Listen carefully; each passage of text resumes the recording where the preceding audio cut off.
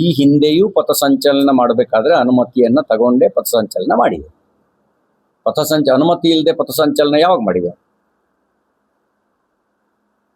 ಮತ್ತೆ ಅವರಿಗೆ ನಾನೇನು ಹೇಳೋದು, ದೊಡ್ಡವ್ರ ಮಕ್ಕಳು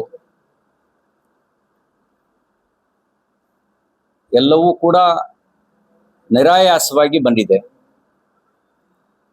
ಒಳ್ಳೇದು ಯಾವುದು ಕೆಟ್ಟದ್ದು ಯಾವುದು ಅನ್ನುವಂಥ ವಿವೇಚನೆ ಒಂದು ಅವ್ರಿಗೆ ಬರಬೇಕು. ದೇಶಕ್ಕೆ ಒಳ್ಳೇದು ಮಾಡೋ ಸಂಘಟನೆ ಯಾವುದು, ದೇಶಕ್ಕೆ ಹಾನಿ ಮಾಡೋ ಸಂಘಟನೆ ಯಾವುದು? ಅವರಿಗೆ ದೇಶಕ್ಕೆ ಹಾನಿ ಮಾಡುವ ಸಂಘಟನೆಗಳ ಬಗ್ಗೆ ಒಂದು ಶಬ್ದವೂ ಇದುವರೆಗೂ ಅವ್ರು ಮಾತಾಡಲಿಲ್ಲ.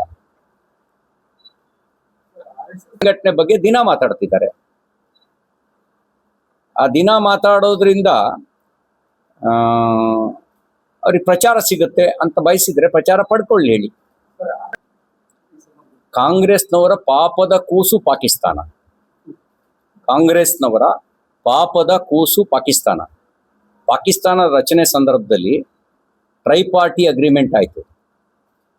ಒಂದು ಬ್ರಿಟಿಷ್ ಸರ್ಕಾರ, ಇನ್ನೊಂದು ಕಾಂಗ್ರೆಸ್, ಇನ್ನೊಂದು ಮುಸ್ಲಿಂ ಲೀಗು.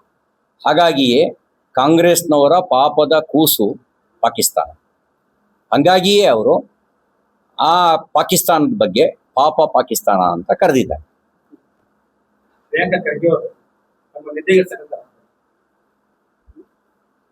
ಅವ್ರಿಗೆ ನಿದ್ದೆ ಬರಲ್ಲ. ಬಿಜೆಪಿಯನ್ನು ಟೀಕಿಸದೇ ಇದ್ರೆ ಅವರಿಗೆ ತಿಂದ ಅನ್ನ ಜೀರ್ಣ ಆಗಲ್ಲ. ಸಂಘವನ್ನು ಟೀಕಿಸದೇ ಇದ್ರೆ ಅವರಿಗೆ ನಿದ್ದೆ ಬರಲ್ಲ. ಹಾಗಾಗಿ ಟೀಕಿಸ್ತಾ ಇದ್ದಾರೆ. If you like this video ಬೇಗ ಲೈಕ್ ಮಾಡಿ, ಕಾಮೆಂಟ್ ಮಾಡಿ, ಶೇರ್ ಮಾಡಿ ಹಾಗೂ ಯೋಯೋ ಟಿವಿ ಕನ್ನಡವನ್ನು ಸಬ್ಸ್ಕ್ರೈಬ್ ಮಾಡಿ.